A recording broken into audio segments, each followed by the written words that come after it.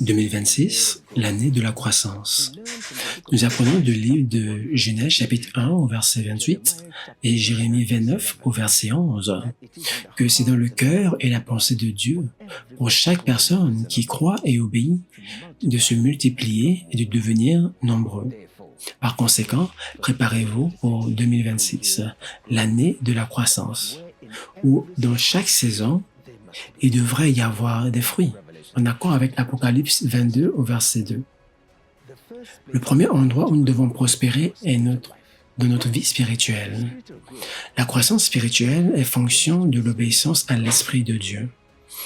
Cela veut dire que le Saint-Esprit est le seul moyen de croissance de notre vie chrétienne.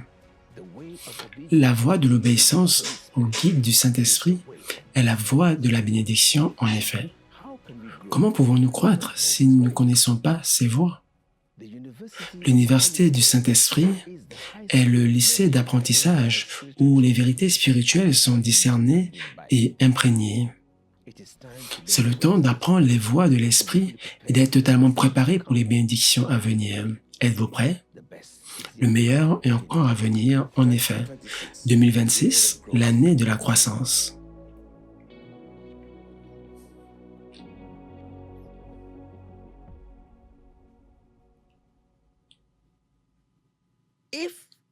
Si vous n'êtes pas concentré, vous ne serez pas en mesure d'entendre Dieu. Avant que Dieu vous parle, vous devez prêter attention à sa voix. Laissez-moi vous amener dans le livre de Matthieu 14. Je vais commencer à partir du verset 23. Et lorsque Jésus renvoya la foule, il alla au sommet de la montagne pour prier. Et lorsque le soir fut venu, il était seul là-bas. Je commence cela. Tout est question de Jésus-Christ. Lorsqu'il a renvoyé la foule, Jésus-Christ monta à la montagne par lui-même pour prier. Jésus-Christ, le Fils de Dieu, la parole vivante, il avait une habitude. Il alla au sommet de la montagne tout seul. Pour faire quoi? Pour prier. Jésus-Christ a commencé avec la prière et a terminé avec la prière. Il n'a jamais commis le péché. Jésus-Christ allait toujours là où le Père voulait qu'il aille. Jésus-Christ n'était jamais pressé par l'urgence des autres. Il se déplaçait au temps déterminé par Dieu. Dans Jean chapitre 7, au verset 12, ses frères lui disent « Pourquoi est-ce que tu ne vas pas à Jérusalem ?» Il leur a dit « Votre temps est toujours prêt, mais mon temps n'est pas encore arrivé. » En ce qui concerne la foi en Dieu, il y a deux choses que nous devons comprendre. La foi en Dieu a trait à votre focus sur Dieu et deuxièmement, le temps de Dieu. Ça, c'est la partie la plus difficile en ce qui concerne la foi. La foi est question du temps déterminé par Dieu. La foi est question d'espérer que Dieu fasse ce qu'il a promis de faire dans son propre temps, à sa propre façon. C'est pour cela que c'est notre rôle de chercher toujours la face de Dieu dans chaque plat de notre vie. Lorsque les disciples ont demandé au Seigneur de leur montrer comment prier, il leur a donné la prière du Père, notre Père qui est aux cieux. Que ton nom soit sanctifié, que ton règne vienne, que ta volonté soit faite sur la terre, comme pas notre volonté, mais la volonté de Dieu. Comment pouvons-nous être sûrs que nous partons là où la volonté de Dieu veut que nous puissions aller? Comment pouvons-nous avoir la conviction que nous faisons ce que Dieu veut que nous fassions? Ça, c'est la clé de la foi d'un homme de foi. C'est pour cela qu'un homme de foi est toujours concentré sur Dieu, dans chaque situation, à chaque instant. Nous prions sans arrêt. Donc, il y avait une habitude de Jésus-Christ. Il alla sur la montagne par lui-même pour prier. Et lorsque le soir fut venu, Jésus-Christ fut seul là-bas. Où étaient les disciples? Verset 24. Mais la barque était au milieu de la mer, bouleversée par les vagues, pendant que le vent était contraire. Mais à la 4e veille de la nuit, Jésus-Christ alla vers eux, marchant sur la mer. Les disciples ont pris le bateau pour traverser le lac, pendant que Jésus-Christ est resté derrière, à la montagne, d'une place éloignée pour prier, c'était le soir. Les disciples ont pris la barque sans Jésus-Christ. Ils ont traversé la mer et soudainement, la situation a changé. La mer est devenue agitée. Le vent, la tempête est devenue tellement violente. L'eau frappait la barque de part et d'autre et s'apprêtait à sombrer. Leur vie était en danger à cause de la situation autour d'eux. Jésus-Christ n'a pas besoin de votre prière, de votre parole avant qu'il agisse. Immédiatement, la Bible déclare, à la 4e veille de la nuit, Jésus-Christ alla vers eux marchant sur la mer. Pourquoi est-ce que Jésus-Christ a fait cela? Parce que Dieu est conscient. Ils n'ont pas dit, ouais, Jésus-Christ vient nous sauver. Jésus-Christ connaît votre situation. Avant même que vous-même, vous soyez conscient de vos problèmes. Jésus-Christ en est déjà conscient. Il est toujours un pas en avant de nous. C'est pour cela que lorsque nous sommes proches de lui, il va nous révéler les choses qui vont arriver. Il vous dira les troubles qui vont arriver. Il vous dira l'issue pour sortir. Une chose que vous devez savoir, à chaque fois que Dieu vous révèle quelque chose à venir, il va vous donner la solution. Les prophéties réelles viennent toujours avec la solution. Si Dieu voit une bataille qui s'en vient et il vous révèle, cela c'est que la victoire est certaine. Pourquoi? Parce que vous avez le temps de vous préparer pour la victoire. C'est lorsque votre ennemi vous attrape, non préparé, qui peut vous submerger. Jésus-Christ a commencé à marcher vers la barque. Au verset 25, à la 4e veille de la nuit, Jésus-Christ alla vers eux marchant sur la mer. Et lorsque les disciples l'ont vu marchant sur la mer, ils étaient troublés, disant, c'est un fantôme. Ils ont commencé à crier de peur. Au lieu d'avoir la peur de la mer, du danger et de la tempête, ils ont commencé à avoir peur de la personne qui marchait vers eux pour les libérer de la situation dans laquelle ils étaient. Jésus-Christ venait de la situation pour les sauver du danger. Mais ils ont eu peur. Et ils ont dit, c'est un fantôme. Ils ont eu peur de Jésus-Christ qui marchait vers eux. Qu'est-ce qui s'est produit? Ils ont perdu totalement le focus. Ça, c'est notre message aujourd'hui. Notre focus, votre focus, mon focus, détermine le résultat de votre situation. Peu importe la situation à laquelle vous faites face aujourd'hui, votre attention va déterminer votre réponse. Et votre réponse va déterminer le succès ou le résultat. Peu importe ce qui nous arrive réellement, ne compte pas en lui-même, mais c'est comment nous réagissons face à cela qui va déterminer le résultat. Ils étaient incapables de discerner la différence entre la tempête et la solution qui venait. Lorsque nous avons une situation, lorsque nous passons à travers un trouble, nous devons nous concentrer sur la solution et non sur le problème. Ils étaient supposés se concentrer sur Jésus-Christ. Pourquoi étaient-ils incapables de reconnaître Jésus-Christ? Parce qu'à ce moment, ils écoutaient leur intellect, leur peur, n'écoutaient pas leur cœur. S'ils étaient capables d'écouter la voix de leur cœur, ils auraient su que cette personne sur l'eau est le Seigneur. Le Saint-Esprit vous dira, ça c'est l'aide qui vient vers vous. Mais ils étaient déconcentrés. Pourquoi? Parce que les yeux du corps, les yeux naturels, leurs yeux naturels étaient ouverts pour voir des choses craintives. La mer, la tempête, et par conséquent, un homme qui marchait sur l'eau qu'ils n'avaient jamais vu. Ils ont dit, un fantôme vient vers nous. Ils ont eu peur. La peur du vent, la peur de la tempête, et la peur du sauveur qui venait vers eux. Le manque de concentration. Le manque de concentration est la raison pour laquelle nous échouons. Si vous voyez une personne triste, le problème, c'est son focus. Lorsque vous voyez quelqu'un qui parle négativement, c'est parce que son focus est déconcentré. Si quelqu'un agit positivement et parle positivement, c'est à cause de son focus. Votre focus va déterminer le résultat de la bataille. Toute l'armée d'Israël s'est concentrée sur la taille de Goliath. Ils étaient submergés. David s'est concentré sur la grandeur de Dieu. Et il n'était pas submergé. Il s'est tenu et la victoire est venue, oh mon Dieu, par la puissance de Dieu. Beaucoup de troubles arrivent autour de nous, dans le monde aujourd'hui. Les choix que nous avons avant. Choisissons-nous de nous concentrer sur le problème lui-même? Choisissons-nous de nous concentrer sur nos propres incapacités? Choisissons-nous de nous concentrer sur les êtres humains, sur leur infidélité ou sur les situations? Ou choisissons-nous de nous concentrer sur la capacité de Dieu, sur la salutation? Lorsque vous êtes dans un tunnel sombre et vous voyez la lumière, concentrez-vous sur la lumière. Quand Joseph s'est retrouvé dans une place qui ne garantissait pas un futur, une prison, la condition de la prison était terrible. Il a choisi de ne pas regarder à la situation à l'intérieur de la prison. Il a choisi de regarder à travers la fenêtre vers le ciel. Il a choisi de regarder au rêve que Dieu lui a donné lorsqu'il était jeune. Ce focus lui a donné la force de voir la bonne position de Dieu dans cette situation. Au milieu des ténèbres, il y a la lumière. Au milieu de vos troubles, il y a la solution. Alors, en tant que croyant, Dieu nous a demandé de regarder à travers notre situation avec les yeux de notre foi. Nous marchons par la foi et non par la vue. Quelle est la signification de cela? 2 Corinthiens chapitre 4, verset 18 dit, « Nous ne regardons pas ce qui est visible. Lorsque ses yeux, les yeux humains, sont ouverts au naturel, nous voyons les impossibilités, nous voyons le danger, nous voyons le trouble, nous voyons les impossibilités. Mais lorsque les yeux de notre foi sont ouverts celui-ci, nous voyons ce que Dieu dit concernant la situation.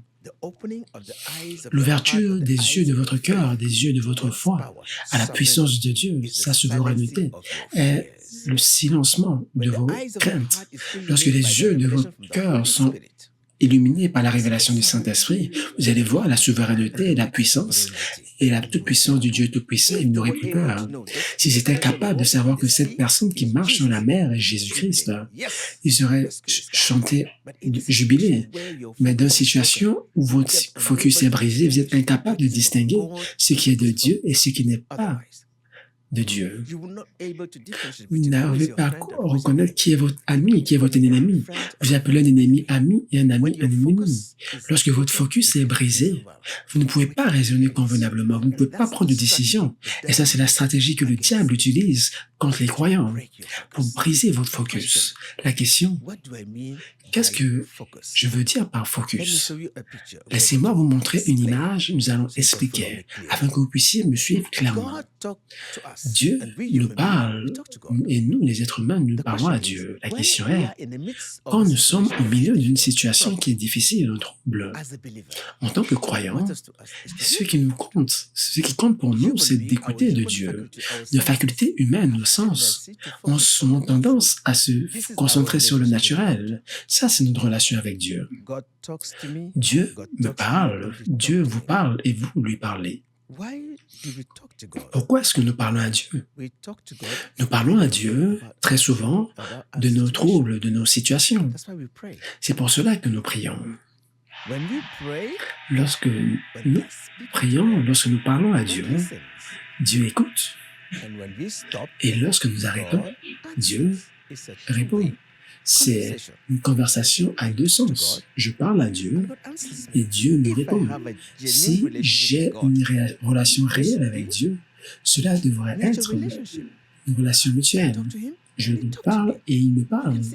Vous pouvez voir, ici je parle à Dieu dans cette direction et Dieu me répond dans cette direction. Ça, c'est le processus de relation avec Dieu. Lorsque je parle à Dieu, non aux hommes, vous pouvez voir la direction de la relation. C'est du naturel vers le spirituel, de l'extérieur vers l'intérieur. Pourquoi? Parce que la Bible déclare « J'ai mon esprit, mon âme et mon corps ». Le centre de notre unité, c'est Jésus-Christ. La raison pour laquelle nous avons des troubles aujourd'hui, c'est parce que tout se passe ici, dans le naturel.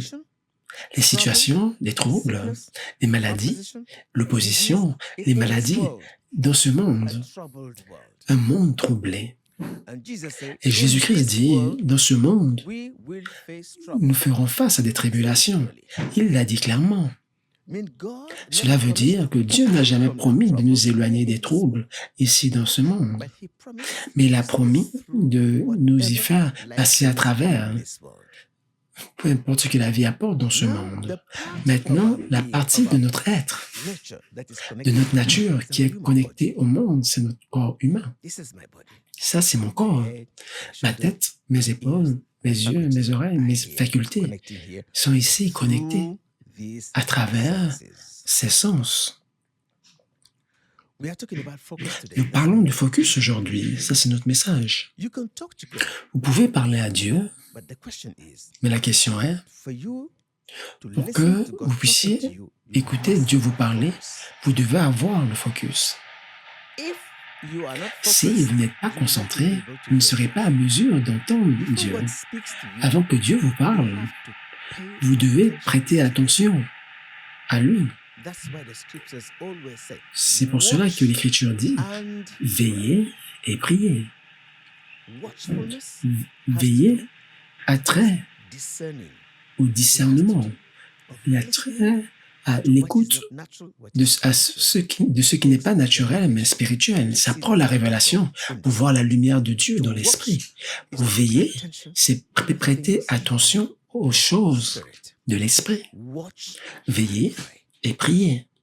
Nous ne voyons pas les situations et nous accourons à la prière sans savoir ce que Dieu dit concernant cela. Dans le livre de Matthieu 14 que nous avons lu, la situation ici, c'était une tempête. Ils étaient dans une barque au milieu de la mer. C'était une situation qui menaçait leur vie. Mais Jésus-Christ marchait vers eux au milieu de cette situation pour les aider. Mais ils étaient incapables de savoir que c'est Jésus-Christ qui marchait vers eux. Ils ont dit que c'est un fantôme parce que leur focus était absolument brisé. Maintenant, Dieu m'a donné à moi des yeux naturels qui sont ici. Dieu vous a donné des yeux spéciaux, des yeux de la foi qui sont votre conscience ici. L'Écriture dit, nous avons les yeux de la foi et nous avons les yeux naturels. Les yeux naturels voient les choses qui sont invisibles que Dieu a créées ici. Les troubles, la maladie que vous voyez ici, vous ressentez cela ici. Mais celui-ci est connecté aux choses de Dieu. Maintenant, votre conscience, cette partie, notre intellect, nos sens, sont des points de communication, des points de contact vers différentes dimensions. Ma conscience est le point de communication, le point de contact dans l'esprit, avec l'esprit de Dieu, avec le monde spirituel ici. Et ces sens sont le point de contact pour le monde physique. Nous écoutons, nous voyons, nous marchons et nous nous déplaçons par les sens ici dans le monde naturel. Pierre a regardé ici à travers ses yeux et il a vu la tempête. Il a vu quelqu'un qui marchait. Ils ont vu quelqu'un qui marchait sur l'eau avec leurs yeux naturels. Ils pensaient que c'était un fantôme, mais s'ils avaient écouté la voix ici du Saint-Esprit, ils auraient su que cette personne ici, c'était Jésus-Christ. Alors, il y a deux focus. Nos sens se concentrent sur ce qui est visible. Notre conscience se concentre sur ce qui est invisible. Ça, c'est Dieu. Donc, voici la plus grande bataille auquel chaque croyant fait face aujourd'hui. Lorsque nous disons que nous marchons par la foi et non par la vue, nous réalisons que dans des situations, à chaque fois que nous murmurons, nous marchons par la vue. Parce que nous voyons le danger, nous voyons le trouble, la maladie, les rapports médicaux, ce que les gens disent, et nous devenons submergés et craintifs. Lorsque vous vous concentrez sur cette partie trop, qu'est-ce qui va se produire? Vous allez être submergé et vous ne pouvez pas écouter à cette partie ici. Si je suis au téléphone en train de parler avec quelqu'un et il y a beaucoup de bruit autour de moi, la télévision est haute, je ne serai pas à mesure d'entendre parce qu'il y a la confusion. Alors, qu'est-ce que nous faisons pour prêter attention? Vous avez besoin d'éteindre cette voix ici pour être à mesure d'écouter à celui-ci à cause de notre faiblesse. Donc, entre les sens, vos yeux, vos émotions et votre conscience, conscience spirituelle, il y a quelque chose au milieu, c'est votre intellect. Et c'est là que la source de nos problèmes se trouve. Cette partie est piégée en deux influences. L'influence à l'extérieur et l'influence qui vient de Dieu. Lorsque nous nous retrouvons dans des situations difficiles, cette voix de trouble est véritablement forte, mais la voix intérieure de Dieu est véritablement calme, laquelle va influencer vos décisions. Soit votre intellect est troublé par ce que vous voyez, ce que vous entendez, ou alors votre intellect se soumet à la voix intérieure de Dieu ici. Alors, cet intellect est ma décision, mon choix, ce que je veux faire. Cet intellect, j'exerce ma volonté à travers cet intellect. Donc, lorsque je fais face à une situation difficile en tant que croyant, en tant que chrétien, je dois prêter attention à cet intellect. Parce que ça, c'est un trouble. Lorsque le trouble arrive, nous ne fuyons pas cela. Lorsque les situations arrivent, nous ne fuyons pas cela. Ce que nous avons besoin de faire, c'est d'amener toute chose, examiner toute chose à la lumière de la parole de Dieu ici.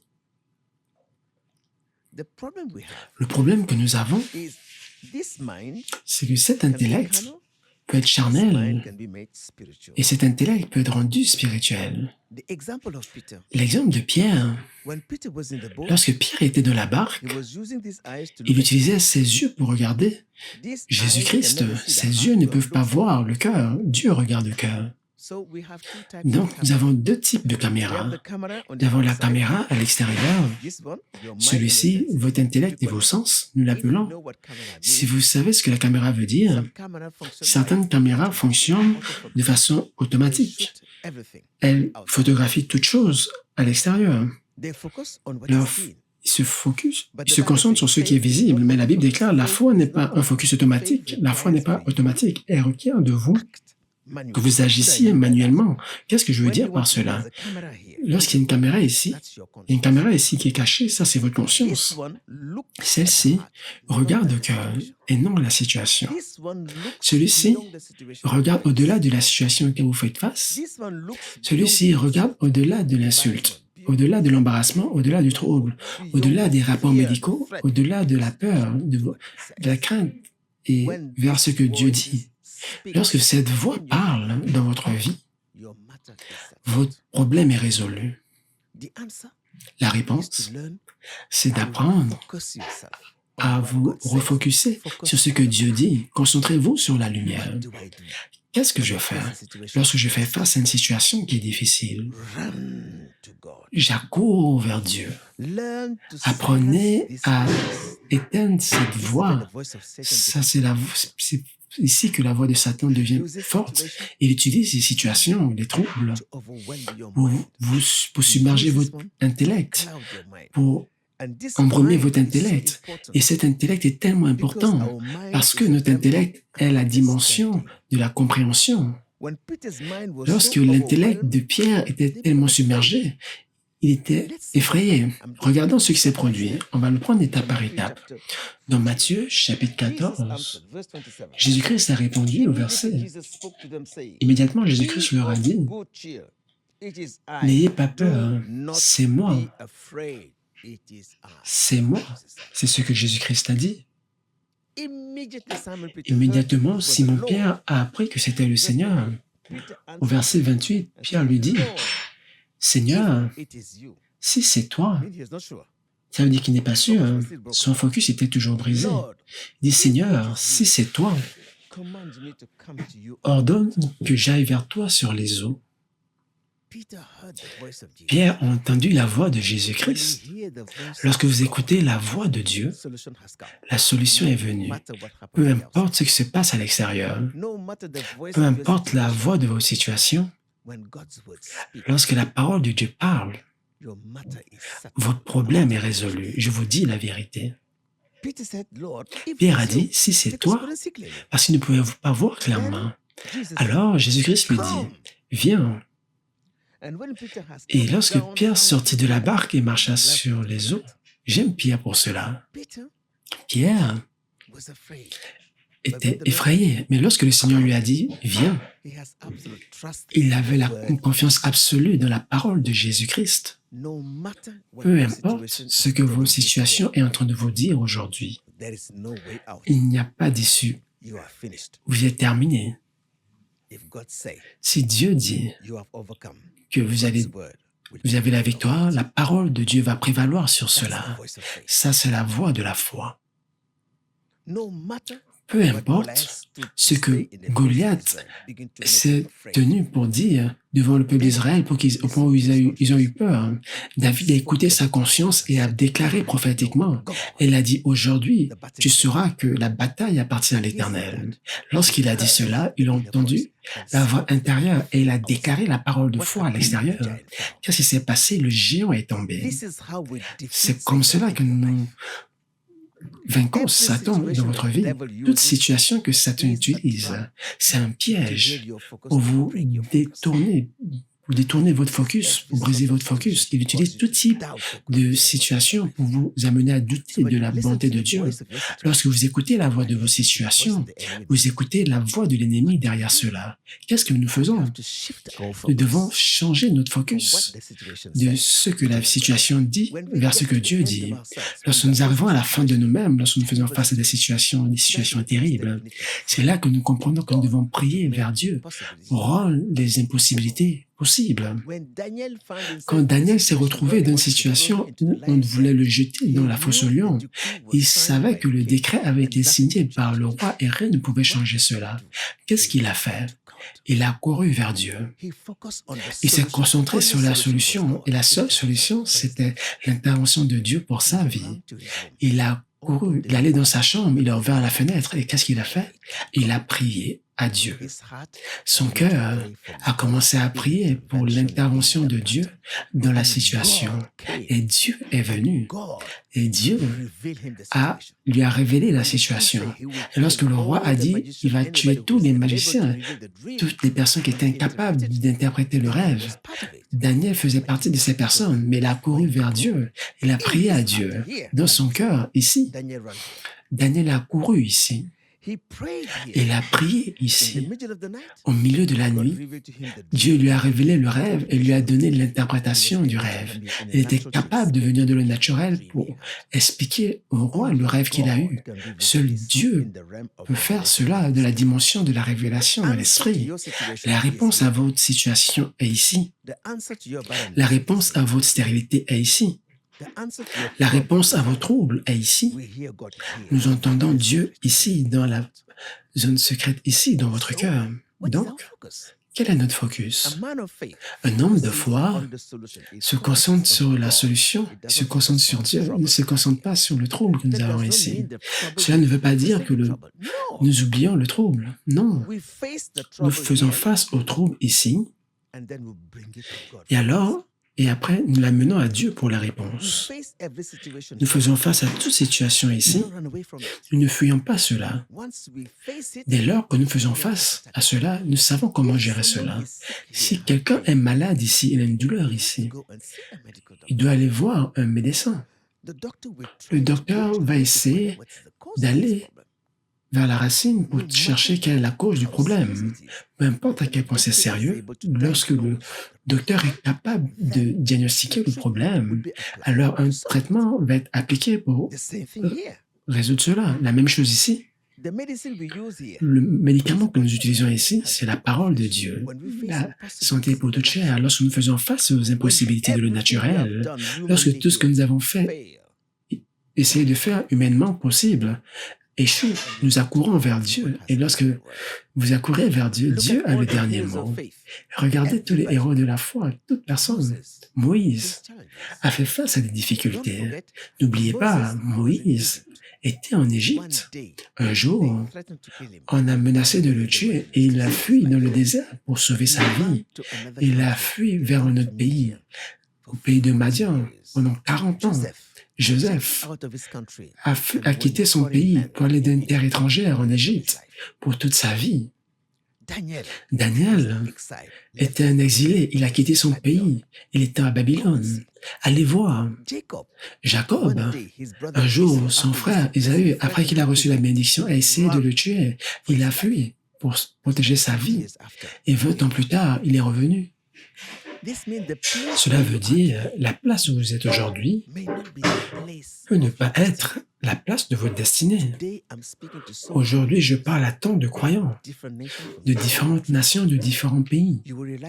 Vous allez réaliser que nous nous retrouvons dans un pays totalement différent de là où nous sommes nés. Vous vous retrouvez en Europe, en Amérique, en Asie. Cela veut dire, Dieu a une place pour vous, Dieu a une occupation pour vous. C'est ce que nous appelons la destinée. Vous devez connaître où vous êtes destiné à être. Vous devez savoir ce que vous êtes destiné à faire. Les deux vont ensemble. Lorsque nous prions, lorsque nous avons une vision, la révélation, nous avons un sens de destinée. Nous saurons où nous sommes destinés à être.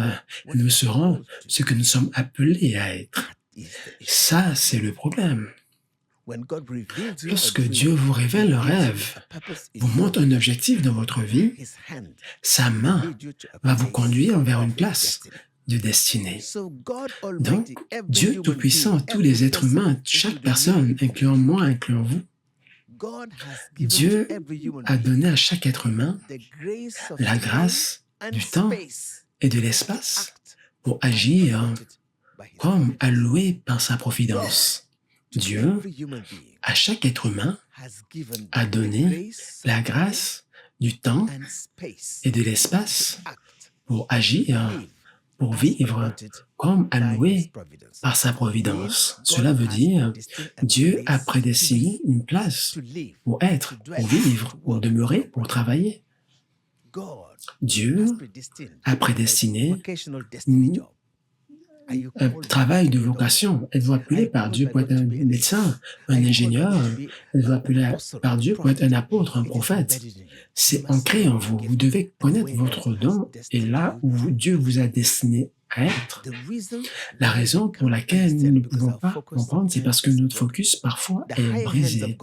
La grande main de Dieu vous conduit vers la place de destinée, mais vous-même, vous êtes incapable de comprendre ce qui se passe derrière la situation. Vous pouvez avoir l'échec, vous pouvez avoir des troubles, mais ça peut être la main de Dieu derrière ce trouble. Quand Joseph était dans le puits à sécher, lorsqu'il s'est retrouvé comme un esclave à l'intérieur de la prison, vous auriez pu dire, ça c'est la fin. Mais cet homme a écouté la voix de son cœur, sa conscience. Joseph, constamment, écoutait celui-ci. C'est là où il avait le rêve, lorsqu'il avait 17 ans. Le rêve lui a montré une position d'honneur où tout le monde se positionnait devant lui. Mais de le naturel, il était un esclave dans le puits à sécher, ici dans la prison. Mais la voix de son cœur disait, tu allais être grand. Lorsqu'il était à l'intérieur de la prison ici, Joseph a écouté la voix intérieure qui était ici. Et il a dit, je sais où se trouve ma destinée. Ce n'est pas en prison, mais dans une position d'honneur. C'était juste une question de temps. Dieu l'y conduit. Lorsque Jésus-Christ est venu sur cette terre, il savait qu'il était envoyé par le Père pour accomplir un objectif dans sa vie. Et lorsque le temps est venu, Jésus-Christ a quitté la Galilée et a marché vers Jérusalem. Il allait accomplir la loi et les prophètes. Et la Bible déclare qu'il devait donner sa vie ici à Jérusalem. Il a marché vers Jérusalem pour accomplir le plan de Dieu pour sa vie. Il savait qu'il ne faisait pas partie de ce monde. Il est venu pour accomplir une mission. Et il est retourné vers le Père où il était. Et il y a une image de Dieu imprégnée en nous pour nos destinées. Est-ce que vous vous êtes posé la question, pourquoi est-ce que vous êtes dans le pays où vous êtes? Est-ce que vous vous êtes posé la question, est-ce que je fais ce que Dieu veut que je fasse? Voici des choses sur lesquelles nous devons méditer et prier sur et apprendre à écouter la voix intérieure de notre cœur. Ça, c'est notre focus. Si vous connaissez ce que vous êtes destiné à être, rien ici ne va changer votre focus. Absolument rien. Si vous avez une vision, une révélation et vous croyez en cela, aucune circonstance ne va éloigner votre focus de Dieu. Si Dieu vous donne une promesse, une vision ici, dans l'esprit, et c'est challengé par des situations contraires ici, ne permettez jamais à ce qui se passe ici à changer votre focus de Dieu. Plus la situation devient difficile, plus vous méditez, plus vous priez, plus vous vous rapprochez de Dieu en esprit. Parfois, Dieu permet des troubles ici dans le monde afin que nous puissions de nous pousser à venir vers lui, vers la prière. Quand Daniel a fait face à la situation, qu'est-ce qu'il a fait? Il a couru vers Dieu en la prière et la réponse est venue de l'invisible vers le visible.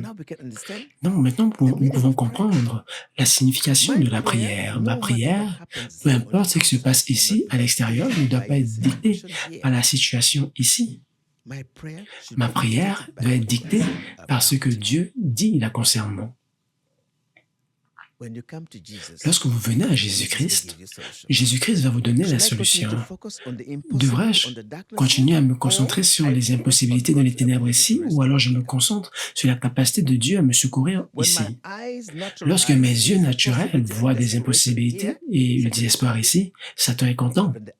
Mais lorsque les yeux de ma foi voient ici ce que Dieu dit là concernant, les changements commencent. Je commence à sourire, à être content parce que Dieu a parlé. Ça, c'est la situation que nous avons aujourd'hui. Quelle caméra utilisez-vous? Ces yeux qui voient les impossibilités ou vous écoutez la caméra de votre cœur ici? Lorsque vous voyez quelqu'un à l'extérieur, une situation à l'extérieur qui devient tellement terrible, tellement difficile, nous ne pouvons pas voir le cœur. La caméra de Dieu regarde, se concentre sur le cœur, alors que notre intellect naturel regarde l'extérieur. Et lorsque vous regardez à l'extérieur, vous n'allez pas voir l'objectif de Dieu. Vous pouvez être détourné de votre focus. Maintenant, vous pouvez comprendre pourquoi Satan bombarde notre pensée parce qu'il veut nous amener dans le naturel. Il veut briser votre focus de Dieu. Alors, qu'est-ce que nous faisons? Chaque situation que vous faites face ici, quelle est la réponse? Ne fuyez pas votre Dieu, mais accourez vers Dieu. Et comment est-ce que nous faisons cela?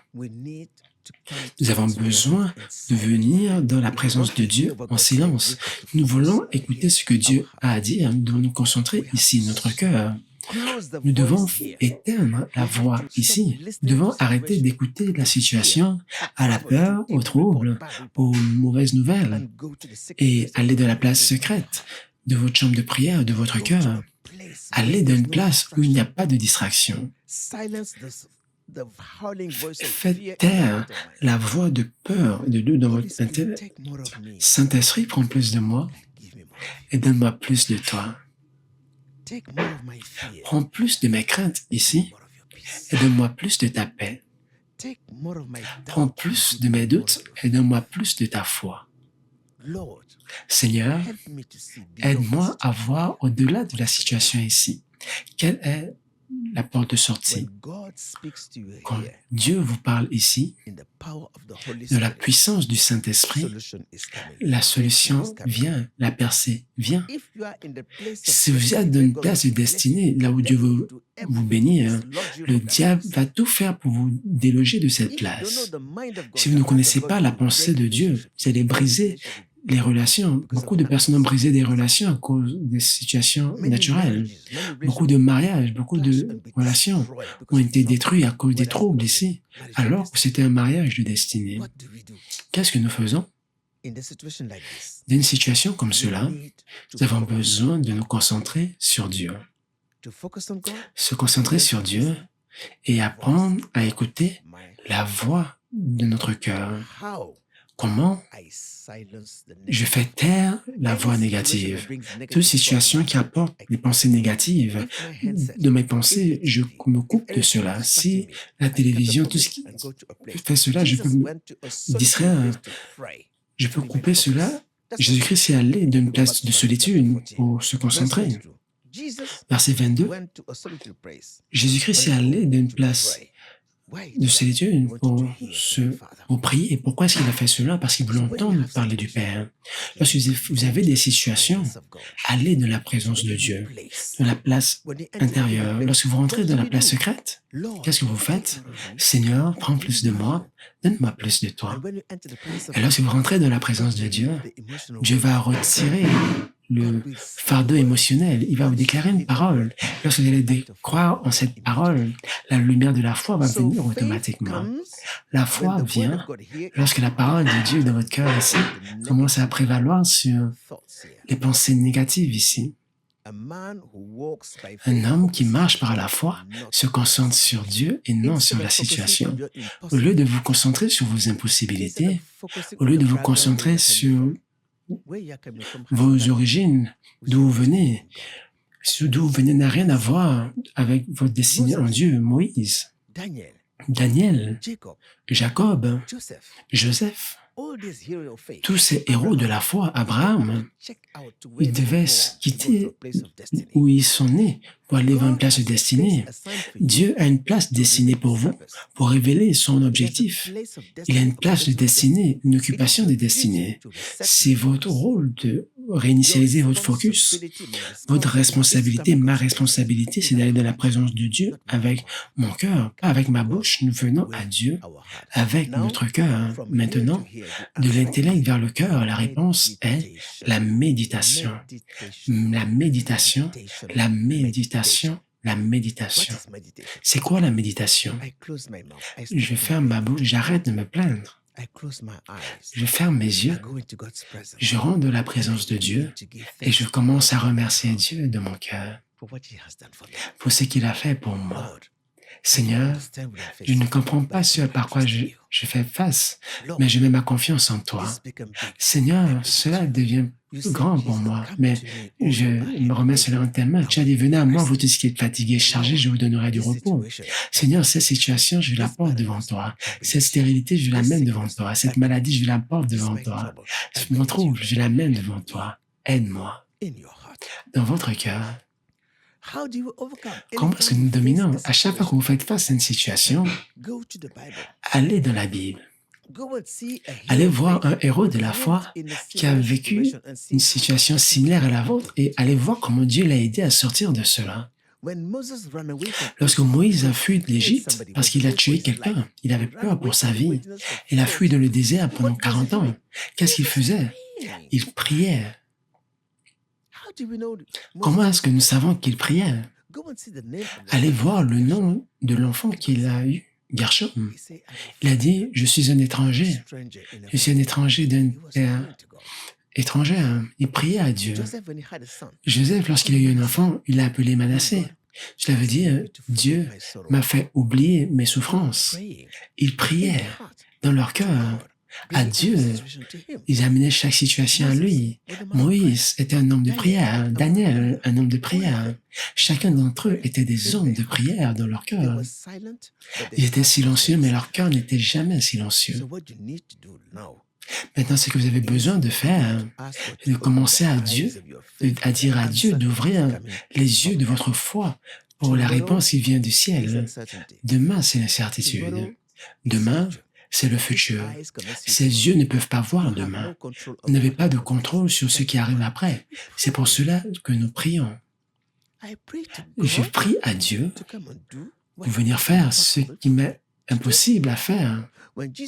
Lorsque Jésus-Christ a dit dans Jean 14, verset 12, « La plus grande œuvre, celui qui croit en moi, les œuvres que je fais, il les fera également. » Comment cela est possible?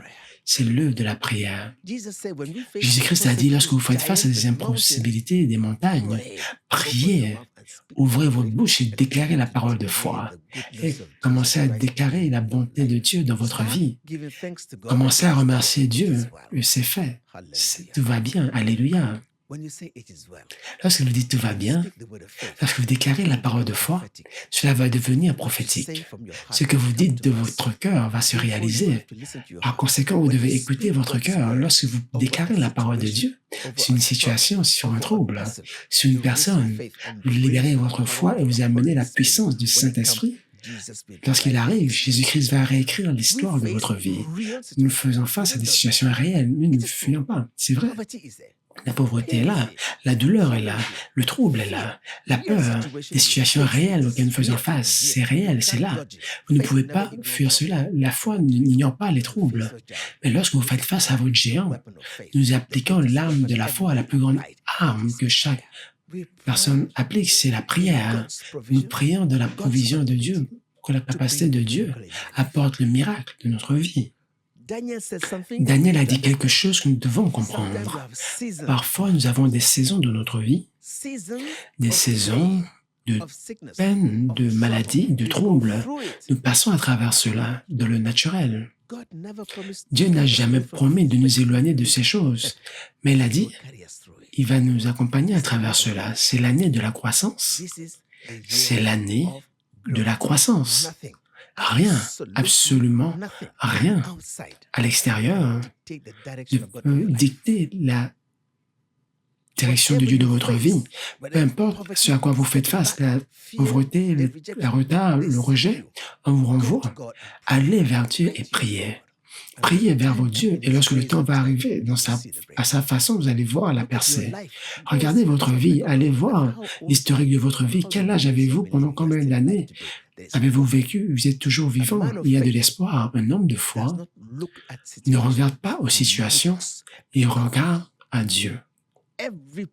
Chaque personne, tout héros de la foi, est passé par des situations qui pouvaient challenger leur foi. Abraham y a fait face, Jacob y a fait face, Isaac y a fait face, Moïse y a fait face. Il n'y a personne qui n'a pas de situation. Nous en avons tous. Mais comment est-ce que nous le gérons? Détermine le résultat. Lorsque je prie à Dieu, lorsque je prie à Jésus-Christ, la personne qui peut le vent silencieux qui peut changer les situations, les temps et les saisons, c'est Dieu. Il y a une main invisible dans les affaires de chaque être humain. Les gens disent le manque. Disent la chance, la foi. Je ne suis pas chanceux, je suis un homme de foi, je suis béni. Je n'ai pas la foi, F-O-I, j'ai la foi en Dieu. Je ne suis pas une statistique, je suis un enfant de Dieu. Vous devez connaître qui vous êtes en Jésus-Christ. Vous devez connaître celui en qui vous croyez. Vous devez croire en la fidélité de Dieu dans la situation à laquelle vous faites face. Vous devez apprendre à engager votre cœur pour écouter la voix intérieure de Dieu. Ça, c'est votre focus. Toute personne, tout bruit, toute situation qui peut influencer négativement votre intellect, éteignez cela. Si vos yeux, Jésus-Christ a dit, si vos yeux vous poussent à troubler, changez vos yeux. Il ne veut pas que vous enleviez cela, il veut que vous changez votre focus. Si vous partez d'un endroit où on déclare des paroles qui peuvent vous affecter négativement, déconnectez-vous de cela et allez dans une place qui peut construire votre foi. Je m'en vais écouter quelque chose qui peut multiplier ma foi et non d'un endroit qui peut soustraire ou diviser ma foi. Ça, c'est votre choix.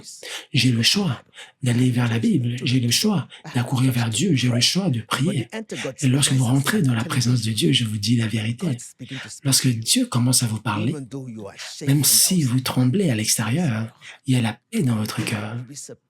Vous serez surpris, vous serez capable de lire votre Bible et de prier, parce que quelqu'un à l'intérieur de vous est avec vous.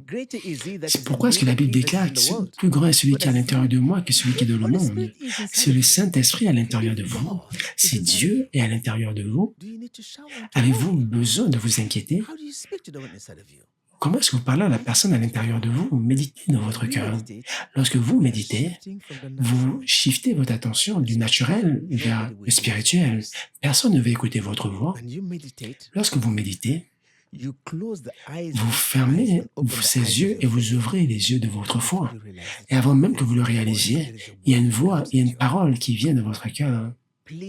S'il vous plaît, écoutez la voix de Dieu dans votre cœur. Concentrez-vous sur la voix intérieure de Dieu profondément en vous. Concentrez-vous sur la caméra de Dieu dans votre cœur. Concentrez-vous pour aller dans le cœur du problème et écouter la voix intérieure de Dieu profondément en vous. Et lorsque cette voix vous parle, quand mon cerveau réjouit, parce que Dieu a parlé. La base de notre foi, c'est ce que nous ne pouvons pas voir. La main de Dieu dans notre vie. S'il vous plaît, je vous demande, il y a une réponse. Concentrez-vous sur la lumière. Concentrez-vous sur ce que Dieu a à dire sur vos situations. Si vous tremblez, si vous êtes plein de doutes, si vous arrivez à la fin de vous-même, laissez-moi vous dire quelque chose. Jésus-Christ est vivant, il entend et il répond aux prières. Il y a la réponse, il y a la solution. Lorsque vous venez à Dieu, alors ouvrez votre cœur, que votre cœur se concentre sur la réponse qui arrive, que votre intellect soit renouvelé par l'écoute de ce que Dieu dit ici. Préparez-vous pour initialiser votre cœur, votre croyance et de vous concentrer sur Dieu. Hébreux 12 dit, concentrez-vous sur Jésus-Christ. La seule façon de voir clairement au milieu des doutes et de la tempête, c'est de vous concentrer sur Jésus-Christ. Simon-Pierre, malgré qu'ils avaient peur, lorsqu'ils ont entendu la voix, il a entendu la voix, Jésus-Christ, si tu es la personne, parle-moi. Je peux ne pas te voir, mais je connais ta voix. Je peux ne pas te voir ou te toucher, mais je connais ta parole, je ne peux pas mentir. Lorsque j'entends ta parole, mon pas est résolu au nom de Jésus. Amen.